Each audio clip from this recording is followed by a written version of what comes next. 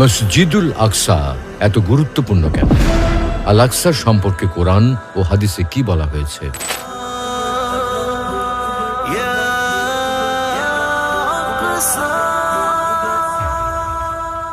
পবিত্র কোরআনে আল্লাহ বলেছেন, সুবহানাল্লাযী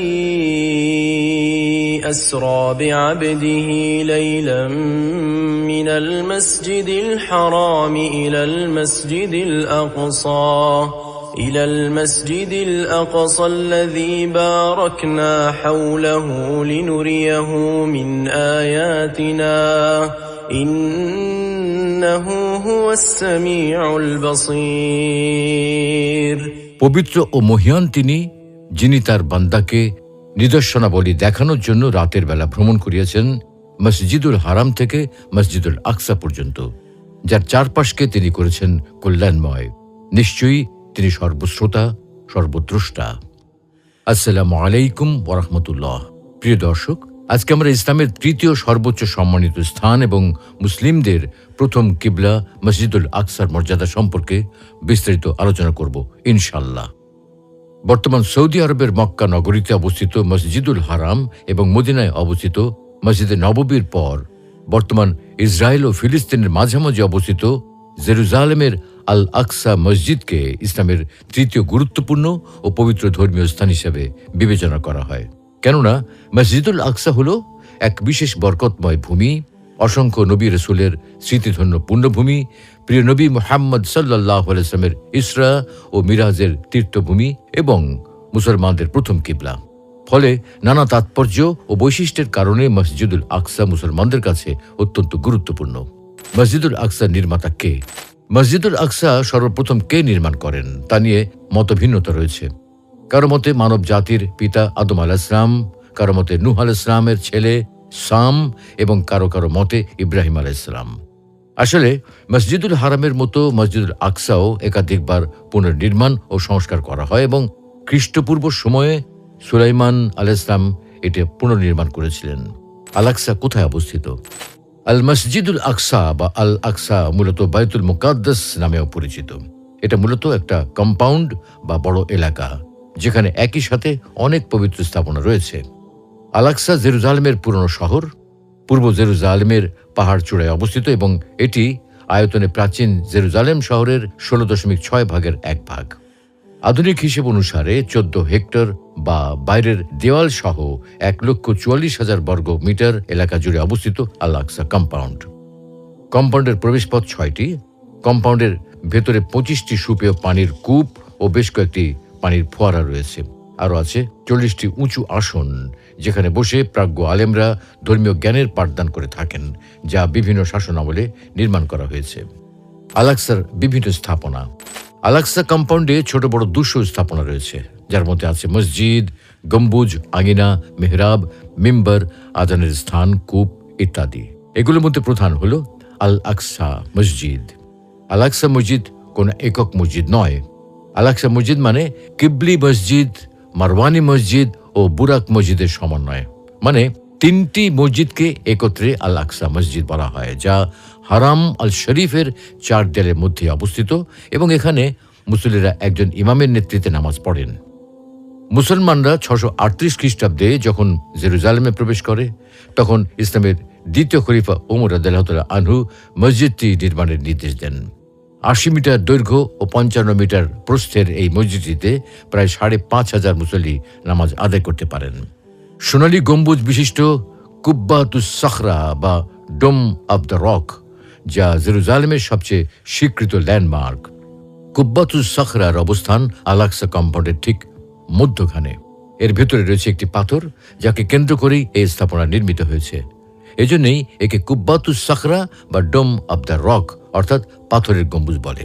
ইহুদিদের বিশ্বাস অনুযায়ী এই পাথর হল ফাউন্ডেশন স্টোন, যা মহাবিশ্বের কেন্দ্রবিন্দু।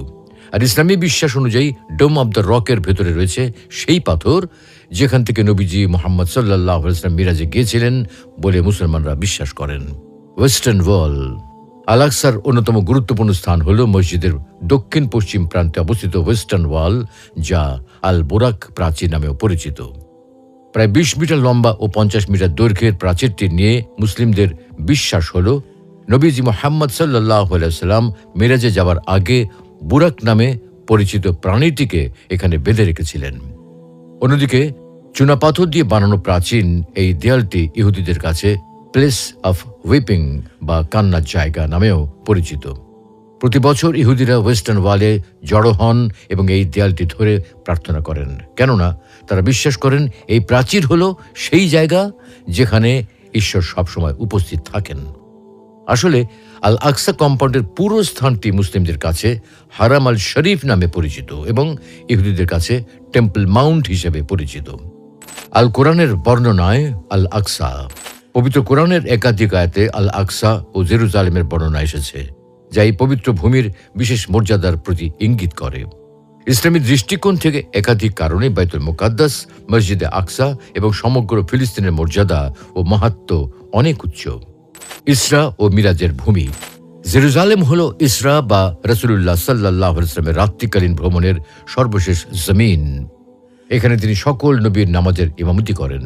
তারপর তিনি এখান থেকে ঊর্ধ্ব আকাশে ভ্রমণ করেন। এ প্রসঙ্গে আল্লাহ তাআলা বলেন, সুবহানাল্লাযী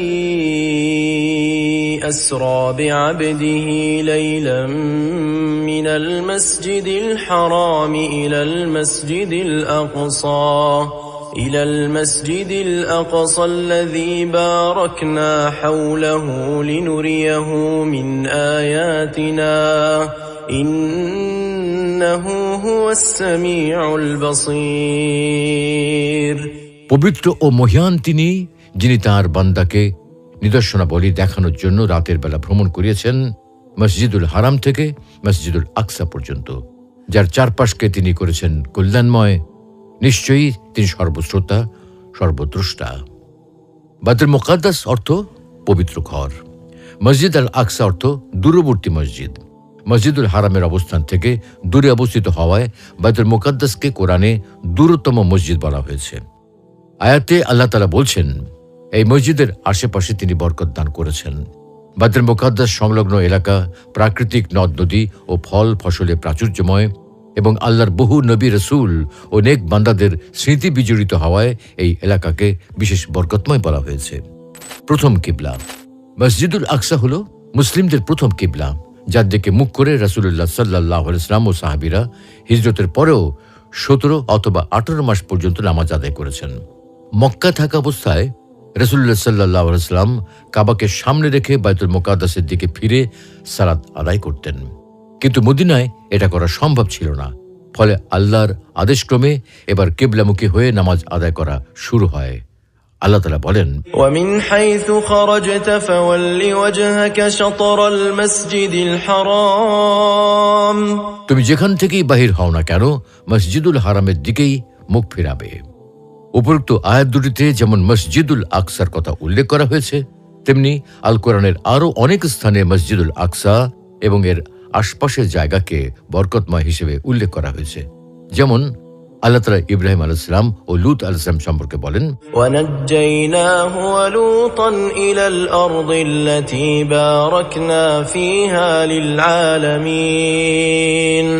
আর আমি তাকে অর্থাৎ ইব্রাহিম ও লূতকে উদ্ধার করে নিয়ে গেলাম সেই ভূখণ্ডে যেখানে আমি কল্যাণ রেখেছি বিশ্ববাসীর জন্য। ফেরাউনের কবল থেকে মুসা আলাইহিস সালাম ও বনী ইসরাইলকে উদ্ধার করে আনার সম্পর্কে আল্লাহ বলেন, وَأَوْرَثْنَا الْقَوْمَ الَّذِينَ كَانُوا يُسْتَضْعَفُونَ مَشَارِقَ الْأَرْضِ وَمَغَارِبَهَا الَّتِي بَارَكْنَا فِيهَا। যে সম্প্রদায়কে দুর্বল মনে করা হতো তাদের আমি আমার কল্যাণপ্রাপ্ত রাজ্যের পূর্ব ও পশ্চিম ভূখণ্ডের উত্তরাধিকারী করেছি। সুলাইমান আলাইহিস সালামকে রাজ্য দান করা এবং সবকিছুকে তার অধীনস্থ করে দেওয়া সম্পর্কে আল্লাহ তাআলা বলেন, وَلِسُلَيْمَانَ الرِّيحَ عَاصِفَةً تَجْرِي بِأَمْرِهِ إِلَى الْأَرْضِ الَّتِي بَارَكْنَا فِيهَا وَكُنَّا بِكُلِّ شَيْءٍ عَالِمِينَ। আর সুলাইমানের বশীভূত করে দিয়েছিলাম উদ্দাম বায়ুকে সে তার আদেশক্রমে প্রবাহিত হতো সেই ভূখণ্ডের দিকে যেখানে আমি কল্যাণ রেখেছি। প্রত্যেক বিষয় সম্পর্কে আমি সম্যক অবগত। সাবা সম্প্রদায়কে সুখে শান্তিতে রাখা সম্পর্কে আল্লাহ বলেন, وجعلنا بينهم وبين القرى التي باركنا فيها قرى ظاهرة وقدرنا فيها السير سيروا فيها ليالي وأياما آمنين। আমি তাদের ও যেসব জনপদের প্রতি অনুগ্রহ করেছিলাম সেগুলোর মধ্যবর্তী স্থানে দৃশ্যমান বহু জনপদ স্থাপন করেছিলাম এবং ওই সব জনপদে ভ্রমণের যথাযথ ব্যবস্থা করেছিলাম এবং ওদেরকে বলেছিলাম, তোমরা এইসব জনপদের নিরাপদে ভ্রমণ করো দিনে ও রাতে। তৃতীয় সম্মানিত মসজিদ। হাদিসের আলোকে যে 3টি মসজিদ সম্মানিত মসজিদ হিসেবে প্রমাণিত সেগুলো হলো মক্কা, মদিনা এবং বাইতুল মুকাদ্দাস। আবু সাইদ খুদরি রাদিয়াল্লাহু তাআলা আনহু থেকে বর্ণিত, রাসূলুল্লাহ সাল্লাল্লাহু আলাইহি ওয়াসাল্লাম বলেন, মসজিদুল হারাম, আমার এই মসজিদ অর্থাৎ মসজিদ নববী এবং মসজিদুল আকসা, এই 3 মসজিদ ব্যতীত অন্য কোনো মসজিদের জন্য সফরের প্রস্তুতি গ্রহণ করবে না। প্রিয় দর্শক, মসজিদুল আকসার সাথে ইসলামের ইতিহাসের বেশ কিছু গুরুত্বপূর্ণ ঘটনা প্রবাহ জড়িয়ে আছে। ইসলাম আগমনের আগে ফিলিস্তিন ভূখণ্ডে তৎকালীন সময়ের আসমানি ধর্মের অনুসারীরা বসবাস করতেন। ইব্রাহিম, ইসহাক, ইয়াকুব, মুসা, দাউদ, সুলাইমান ও ঈসা আলাইহিমুস সালামের উম্মতগণ এই ভূমিতে বসবাস করতেন। তাই যুগ যুগ ধরে মসজিদুল আকসা ইসলামের ইতিহাসে একটি গুরুত্বপূর্ণ মসজিদ হিসেবে বিবেচিত হয়ে আসছে। আর এ কারণেই খিলাফতে রাশেদা, Umayya, Abbasi, Ayyubi, Seljuk, Mamluk ও অটোমান সহ বিভিন্ন শাসন আমলে মুসলিমরা মসজিদুল আকসা ও বাইতুল মুকাদ্দাস রক্ষণাবেক্ষণের দায়িত্ব পালন করছে, কারণ এই মসজিদ কম্পাউন্ড মুসলিম জাতির এক পবিত্র স্থাপনা। আল্লাহ রাব্বুল আলামিন আমাদের সকলকে মসজিদুল আকসার প্রতি যথাযথ সম্মান, শ্রদ্ধা, মোহাব্বত ও ভালোবাসা পোষণ করার তৌফিক দান করুন। আমিন।